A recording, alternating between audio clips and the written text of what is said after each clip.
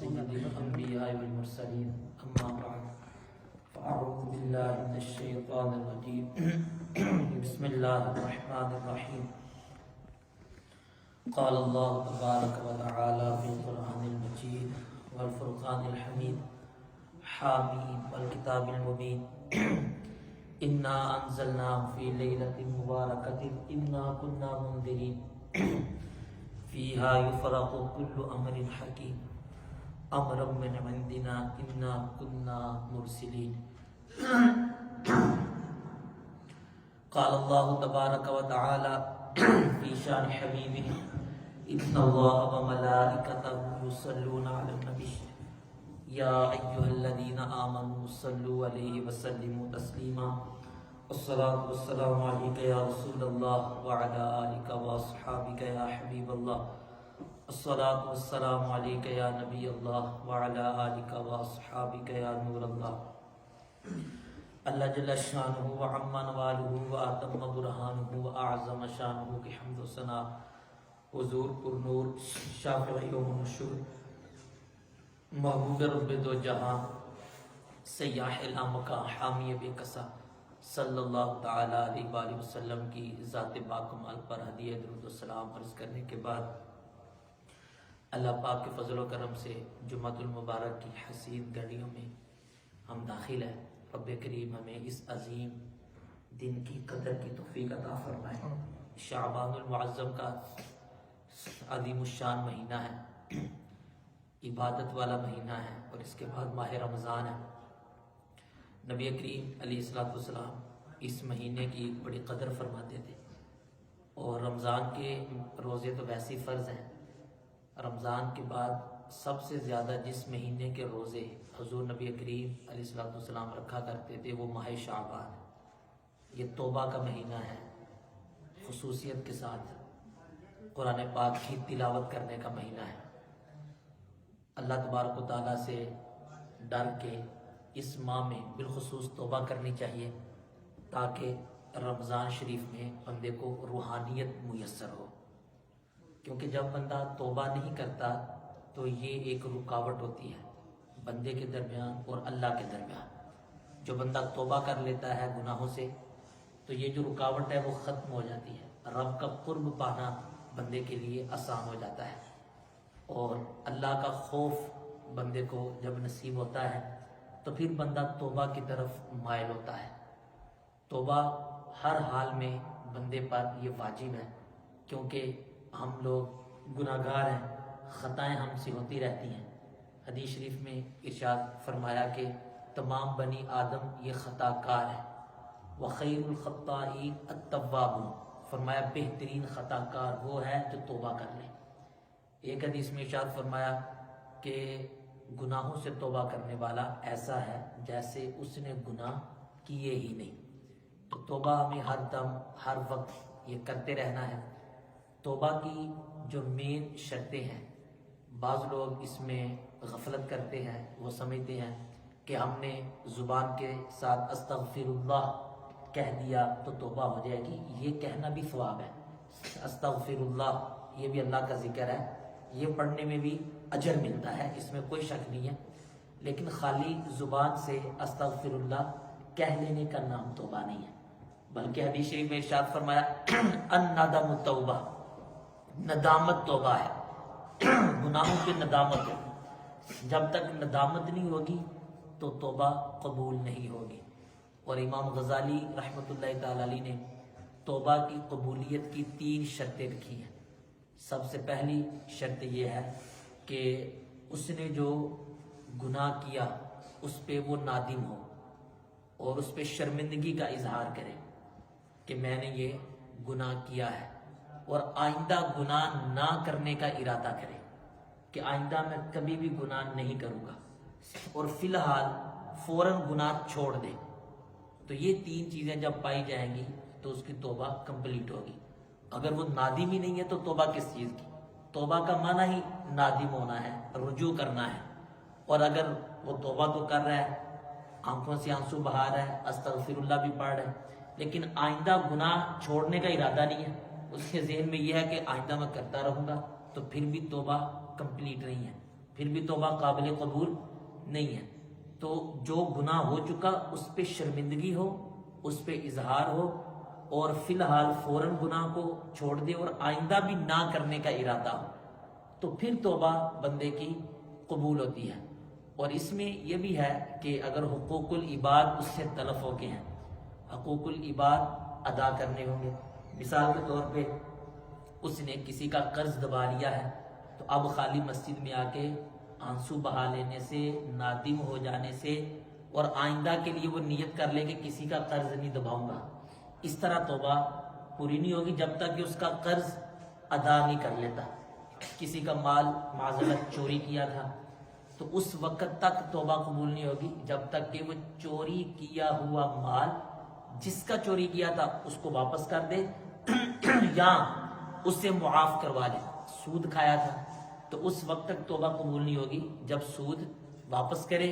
یا اس کو بغیر ثواب کی نیت سے کسی غریب کو، کسی فقیر شریف کو دے دے۔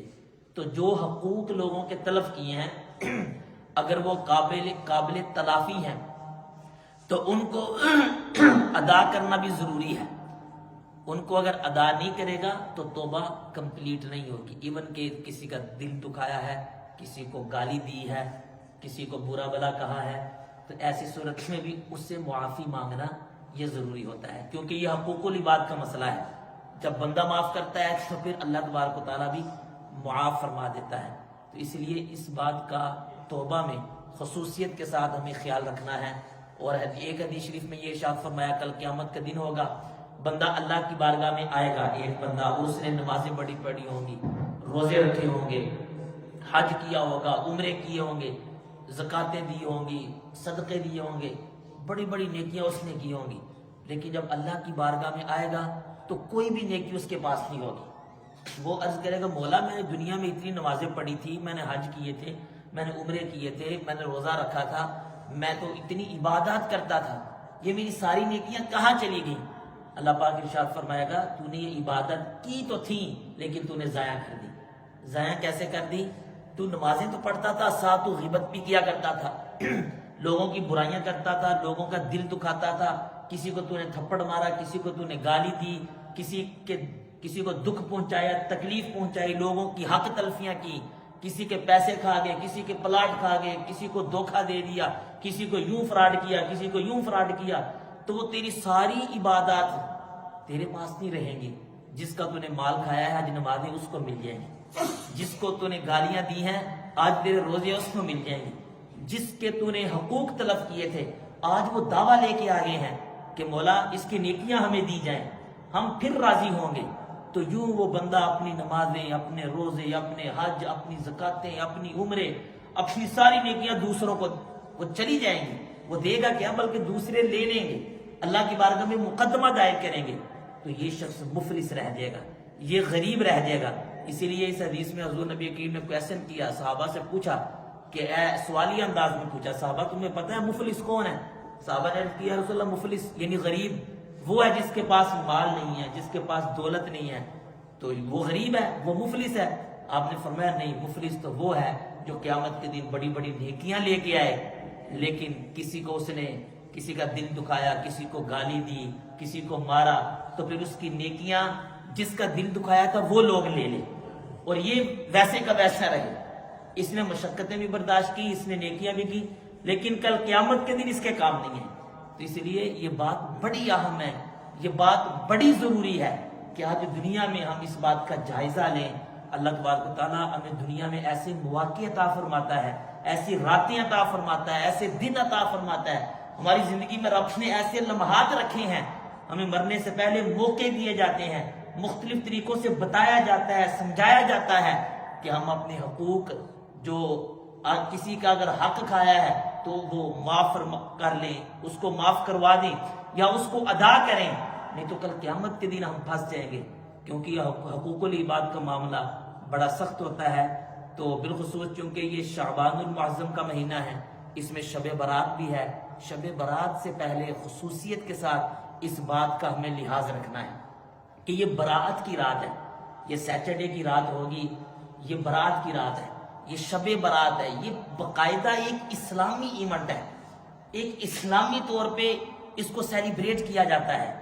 اور یہ تابعین اور پہلے کے دوروں میں یہ چلتا آ رہا ہے۔ بڑے بڑے بزرگان دین اس رات کو اسپیشلی طور پہ اللہ تبارک و تعالیٰ کی بارگاہ میں رجوع کیا کرتے تھے،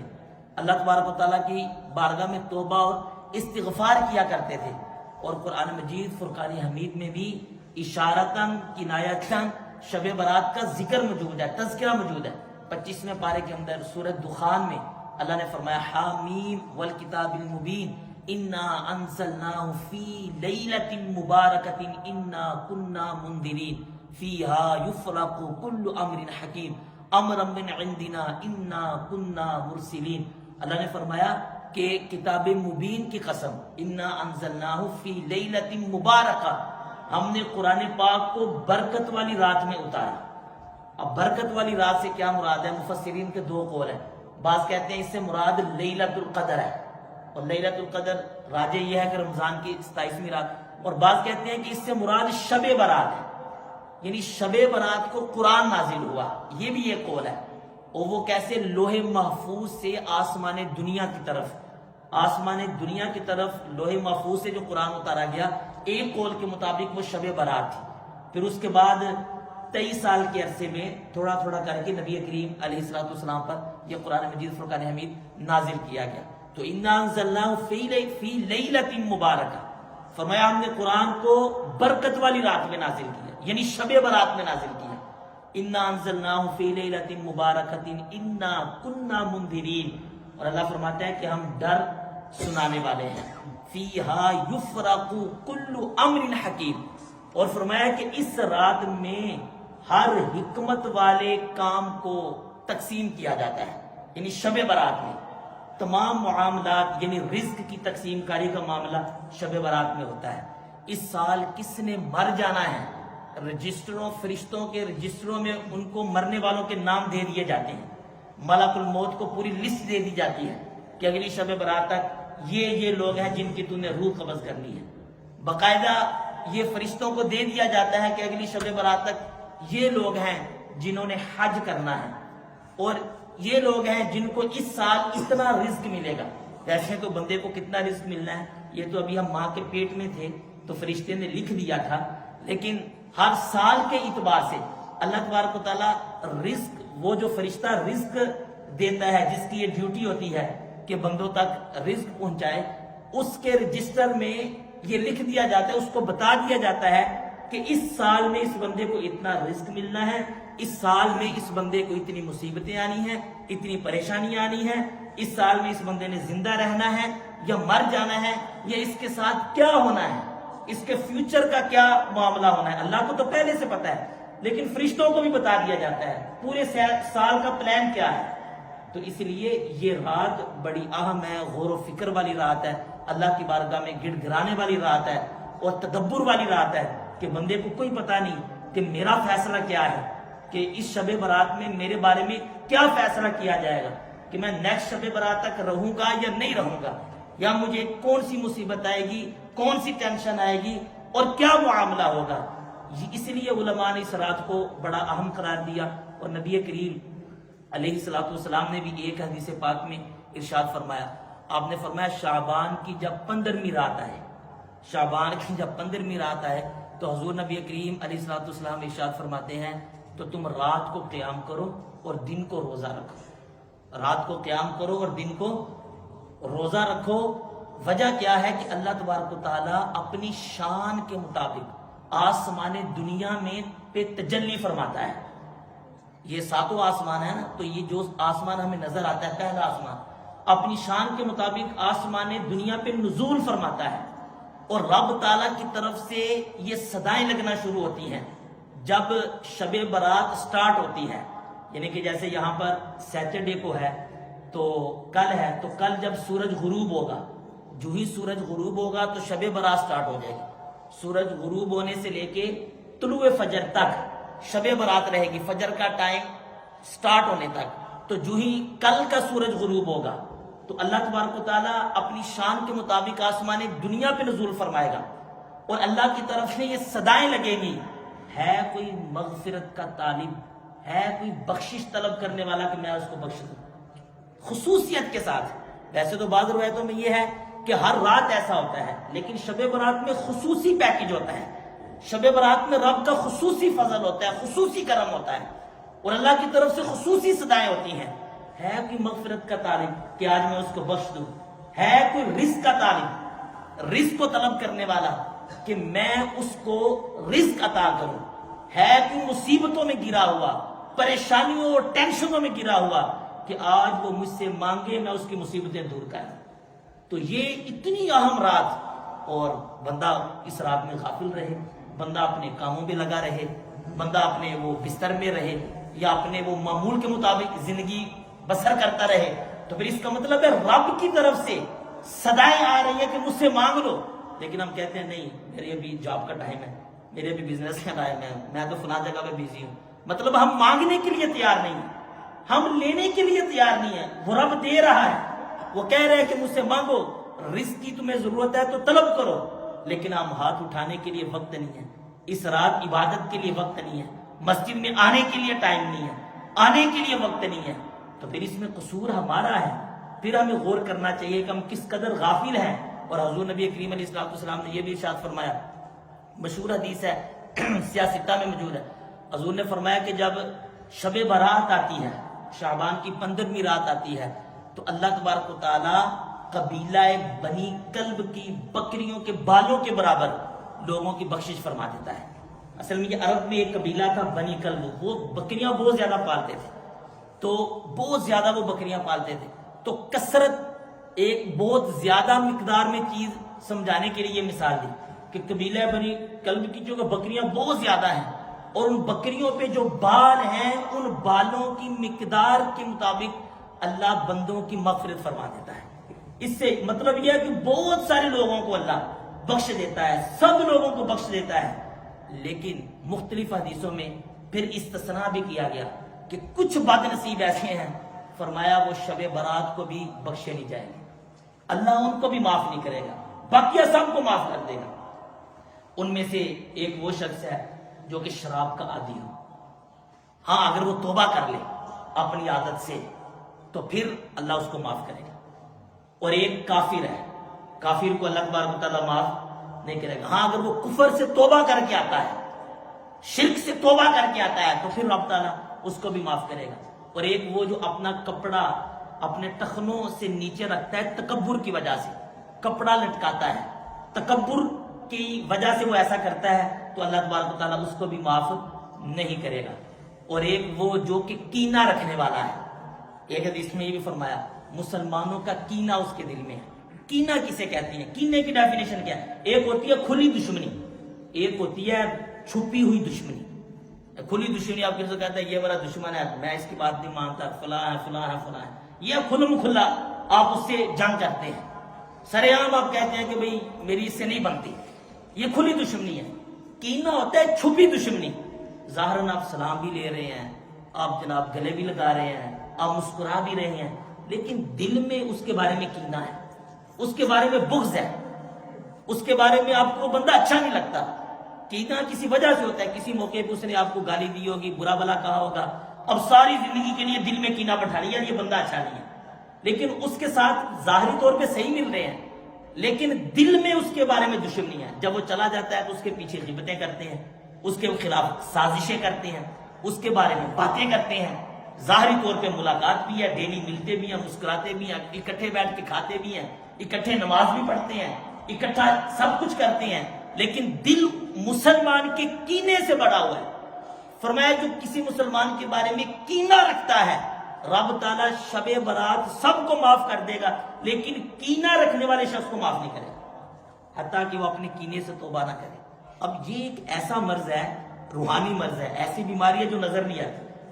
بندہ خود ہی فیل کر سکتا ہے کہ یار میرے دل میں کسی مسلمان کا کینہ تو نہیں ہے، اگر کینہ ہے تو پھر اپنے دل کو وہ صاف کر لے اور اس کے سامنے جا کے اس کو بتا دے کہ یار یوں مطلب کہ جو بھی میں نے تیرے بارے میں کوئی حقوق تمہارے پامال کیے تو شب برات آنے والی ہے، مجھے معاف کر دو، اور اللہ کی بارگاہ میں رجوع کے لیے رب تعالیٰ اس کو معاف کرے گا۔ اور ایک وہ شخص بھی ہے اللہ جس کو معاف نہیں کرتا، رشتہ داروں سے، خونی رشتہ دار جو ہوتے ہیں ان سے تعلق توڑ دیتا ہے،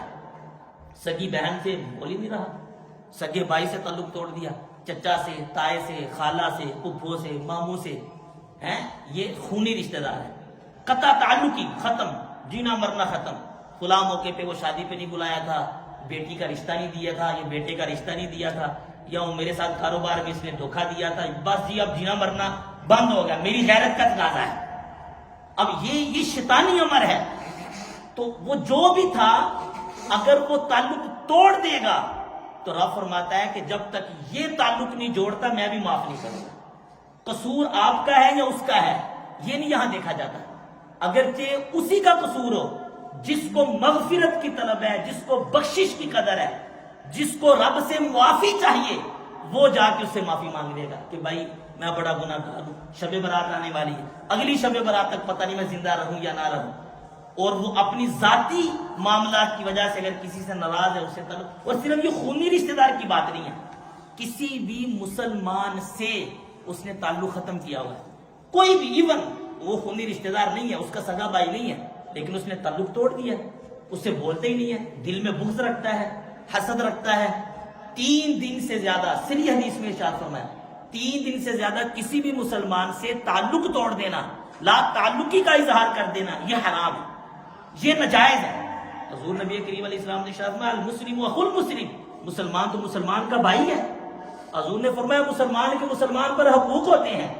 جب وہ چلتا ہے تو رستے میں مل جائے تو اس سے سلام لیتا ہے، سلام دعا کرتا ہے، اس کے حال احوال پوچھتا ہے، اگر وہ مر جائے تو اس کے جنازے میں جاتا ہے، اگر وہ بیمار ہو جائے تو اس کی طبیعت پوچھنے جاتا ہے، اس کی عیادت کرتا ہے. یہ مسلم کے مسلمان کے اوپر حقوق ہیں. اگر اس نے تعلق ہی توڑ دیا، اس نے جناب وہ 2 سال ہو گیا بولتے ہی نہیں ہے، 3 سال ہو گیا بولتے ہی نہیں ہے، تو اب یہ بھلے حاجی ہے، بھلے نمازی ہے، بھلے یہ روزے رکھتا ہے، اب شب برات کا روزہ رکھ رہا ہے، رات جا کے گزار ہے، وہ محفل میں آ رہا ہے، لیکن 7-8 ایسے لوگ ہیں ان سے اس نے تعلق توڑا ہوا ہے. رب تعالیٰ اس بندے کو نہیں بخشے جب تک کہ وہ اس تعلق توڑنے والے سے صلح نہ کر لے. یہ مشکل ہے. انما المؤمنون اخوہ، قرآن نے فرمایا فاصلحوا بین اخویکم، مومن آپس میں بھائی بھائی ہیں، فرمایا ان کی آپس میں صلح کروا دو. اگر کسی وجہ سے لڑائی ہوگی، جھگڑا ہو گیا، دنیا میں بندہ رہتا ہے، اکٹھے رہتا ہے، 100 مسائل بن جاتے ہیں، معاملات بن جاتی ہیں، اختلافات ہو جاتے ہیں،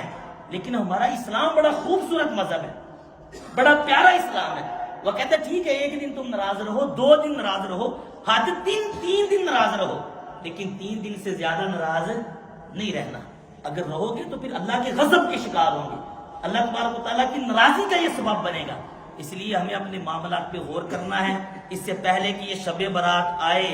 اور گزر جائے اور ہم محروم رہ جائیں، اور اگلی دفعہ پتہ نہیں ہمیں شب برات دوبارہ نصیب ہو یا نہ ہو. نفس پہ مشکل ہوتا ہے،